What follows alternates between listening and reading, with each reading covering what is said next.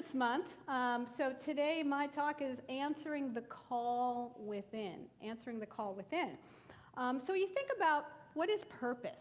You know, what does it mean to have a purpose? Or what is a purpose? Like, what's the purpose of us coming together every Sunday? Right? We create community. Or what's the purpose of a hammer? Well, it's to get a nail in a piece of wood. So we think of everyday purpose. And then you think about, well, what is a person's purpose? What is our human purpose? And it really is to find our gifts and share them with each other. But from a spiritual perspective, our purpose is really just to realign with who we truly are, realign with the divine, and recognize that we are divine expressions of God, and we are here for a holy purpose, which is what we say every Sunday. So purpose is not really something that we find out there. It's something that we already have within us. We all have a unique purpose, and we don't have to go looking for it, although there are some tips and tricks and strategies that will help us find our purpose. And I'm going to talk more about that next week, finding it out there. Today, it's recognizing that it is in here. We have our purpose. And when we think about, you know, how we live our lives every day, when we feel out of alignment, it's usually because we're not living our purpose. We're not doing the things that we're called to do. And, you know, it can be scary to really live your purpose. Anybody ever get like, I don't know if I can do that, right? Oh, right? You were afraid of what other people are going to think. Oh, I can't go do that. What's my partner going to think? What's my mom going to think? What's my kids going to think if I go do that thing? You know, and a lot of us have to make some major changes if we want to really live our purpose. We can't just stay in one place. Not that you can't, but a lot of times when you recognize that there's something bigger out there that's calling me, it means I have to get up and I have to move. I have to get up and change a job, or I have to change a relationship. Maybe I'm going to start a new business. A couple weeks ago we had Brian Lotman here, who likes to share his story about he got the call to become a monk, travel around the world, spreading the word. And he was, I don't remember what his career was, or finance, I was going to say. He was not doing that thing. So when he heard the call come, he was like, oh, I got to do something different. I remember he shared the story that he went home and he told his mother, and his mother said, well, how are you going to support yourself? How are you going to live? How are you going to make money? I don't know. I'm just going to follow my purpose, my calling. But a lot of us, myself included at times, we silence the call by being busy. Right? I'm so busy. I can't do that. Or we have obligations. Oh, I can't possibly quit my job. I've got a mortgage, right? Or I'm married, or I can't do that. I can't go back to school at 50. So we just talk ourselves out of the thing that we really want to do. And we quiet that voice, but it keeps coming, right? It keeps coming. That whisper gets louder and louder and louder until it's like shouting in your head, you've got to do it. Take that leap of faith and go do it, no matter what. It's time. So our first affirmation, why do I forget this every Sunday? How does one use this tool? What is the purpose of this? Because it never works for me. All right, our affirmation. When fear gets loud and doubts begin, I pause and hear the voice within. Let's say that together. When fear gets loud and doubts begin, I hear and hear the voice within. Because purpose is not always a lightning bolt that literally zaps you and like, oh! It's usually that quiet voice within us, that still voice, that whisper that just won't leave you alone no matter what. It just keeps coming back and coming back and coming back. Did it work? Yeah. I figured it out. So, the meaning of life is to find your gift. The purpose of life is to give it away. is to give it away. It's about sharing your gifts. And I remember, I've been on so many workshops in my business, creating programs and putting them out there, and then kind of like getting stuck and like, oh, I don't know if I'm doing this right, or if anybody's going to read them or take them or whatever it happens to be. And I remember one guru teacher said, you are robbing the world of your gifts when you hold back. People out there want to hear what you have to say, read what you wrote, take your program. Like, what if this building closed? Right? Where would you go? Right? So we have to recognize that our purpose is not only to recognize our own gifts, but to share them with other people. To share them with other people. So thinking about all the different gifts that are sitting in this room right now. We have musical gifts. Right? We have artist gifts. We have the gift of youth over there in the back. And I was talking to Jose. We have, yeah, exactly. So people that are organized, or people that are good with finances. Think about, what you're good at. That's a gift. Whether you recognize it innately or you learned how to do that, you honed your gift. Spiritual truth tells us that we all were born with a divine intention. Right? We're all unique expressions of God, obviously. But we already have within us what we need to create. The acorn already has the oak tree in it. Right? You look at the little acorn, you plant it, and it already knows to become the oak tree. Music already exists in those instruments, but it does require the person to get up and play it. Many people, struggle with, I don't know my purpose. Anybody ever wonder? It's okay, you can put your hand up. No judgment. No judgment. I was there. As a matter of fact, I met one of my dear closest spiritual sister soulmates who was in the back of the room, Miss Mareda. She can raise her hand. Because I'm always saying hello to Denmark, because that's where she's from. But we met in a workshop in upstate New York called The Bigger Game. And the purpose of this workshop was to help people find their purpose. We walked on this board that we created like a tattoo thing, and we stepped on words like gulp, and we stepped on the word purpose, and we stepped on activate. And it was designed to tap into what is innately inside of you already. Like, we're all here for a divine, unique purpose. And sometimes we don't know what it is. We feel like, I got to go out there and find it, or I got to figure it out. Or I'm 60-something years old, it's too late for me to go back to school or start the business or travel around the world. Right? Even if I realize that is my purpose, we talk ourselves out of it because, again, the fear and the doubt. Because fear does speak louder sometimes than purpose. Anyone ever stop themselves from doing something out of fear? Yeah, absolutely. That inner critic likes to silence the inner calling. Like, quiet, quiet, quiet. Stop, quiet. Because there's a lot of fear. The call says, that call is telling us, step out. You need to grow. You need to share your gift. But the inner critic says, what if you fail? What if you put that program out there and you post on Instagram and Facebook and all those things we do today, and nobody signs up? Nobody comes to the class. Nobody comes to the workshop. Or, I'm just not ready. I don't have enough letters after my name. That was me for a long time. I haven't taken enough programs. I don't have enough letters. I don't have enough experience. So I'm not going to do anything. But purpose requires courage, not clarity.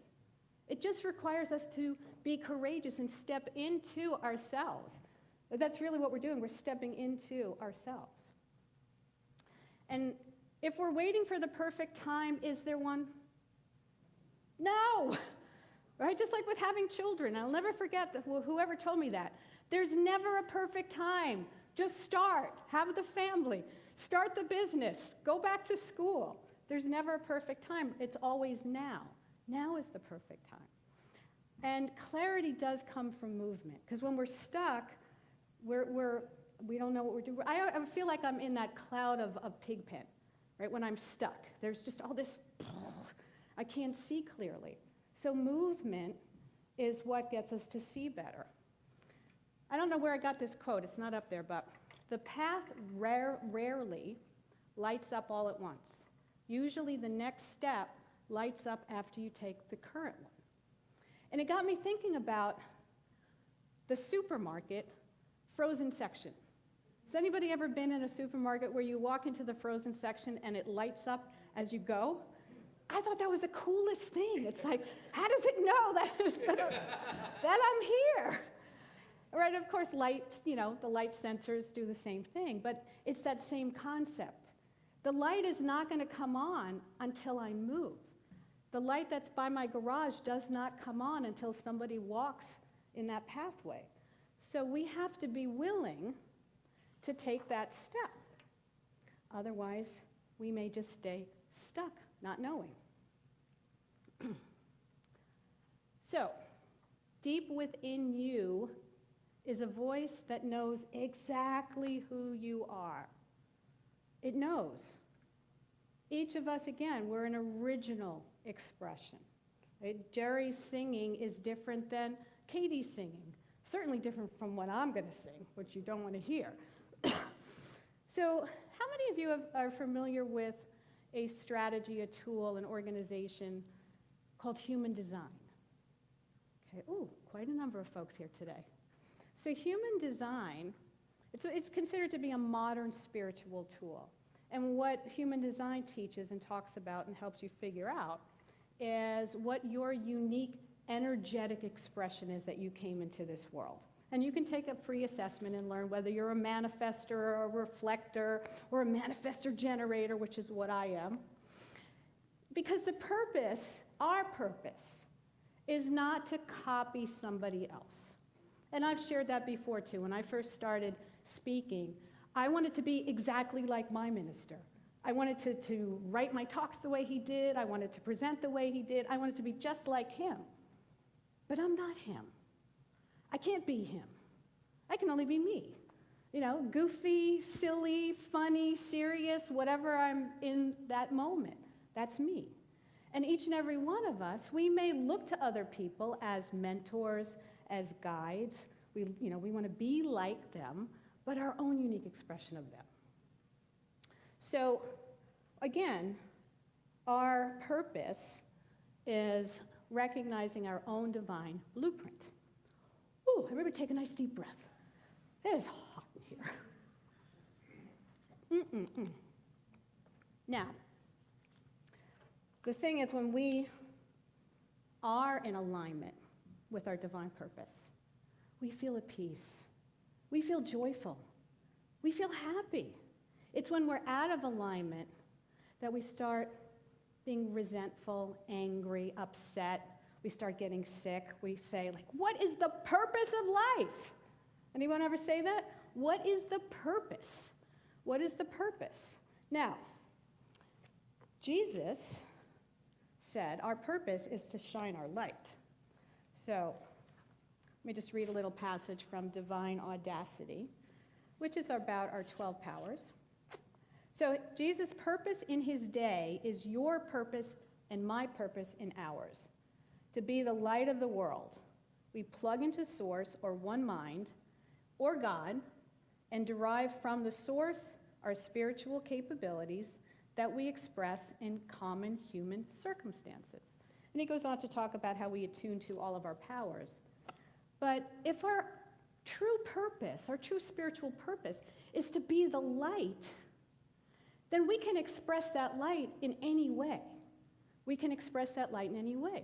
Look at how much variety there's in the world. A tree can express as an oak tree, a pine tree, a bamboo tree. We've got oranges, apples, bananas. Just yell out your favorite fruit. I just want to hear some new fruits. Go ahead, throw them out there. Mango. Pomegranate. We were eating dried papaya in the car. So when you think about how much variety there is out there, the same thing is true within us. Our divine purpose is to shine our light, share our gifts with each other. When we think about purpose, it's about being, not necessarily doing. It's about knowing who you are and contributing that to the world. So you ask yourself, right, how do I find out what my purpose is? Well, what lights me up? What do I get excited about? How do I want to show up in the world? In everyday life, we can live our purpose by raising conscious children, by, protesting for the things that are important to us, creating peace in difficult spaces. We can serve, right? Serve faithfully. Deep listening to somebody else. Right? Just think about what fuels my soul. Right? That is your purpose. Now, let me give you 4 steps, though, how you can hear the call more clearly. Well, the first thing is we have to get quiet. There's so much noise, not out there. Where is it? In our heads. In our heads. Now, it's important to have thoughts in your head, obviously, because we are co-creating. Principle number 3, we are co-creating with Spirit. But it's hard to hear the inner voice when there's so much mental chatter. So we want to use tools like meditation, right? Get quiet, go within. Second one is notice what gives you life. Right? Is it gardening? Is it singing? Is it playing an instrument? Right? What energizes you versus drains you? That's another way to I didn't realize that was my purpose. Because we think it's supposed to be this big giant lightning bolt. But it's not. Right? The third one, stop waiting for it to be perfect. As I said before, the time to start is now. There is no such thing as perfection except divine perfection. I want to share a really short story about that. We have a dear friend from LA who was a chef, probably still is a chef, and his purpose, he knew his purpose was to solve world hunger. That was his purpose. And so he started a company called Soup Kitchen Inc., and it was dried soups that he sold, and for every bag of dried soup that you bought, he would donate another bag to the local food bank. And it was a beautiful idea, but it never quite got off the ground, and he ended up having to go back to doing catering. And I'll never forget what he said about that. He said, "This is what solving world hunger looks like right now, catering." And so he started where he is. It wasn't perfect, but he never stopped doing his purpose. He just did it in different ways. So I think that's really important. And the last one, number 4, ask yourself better questions.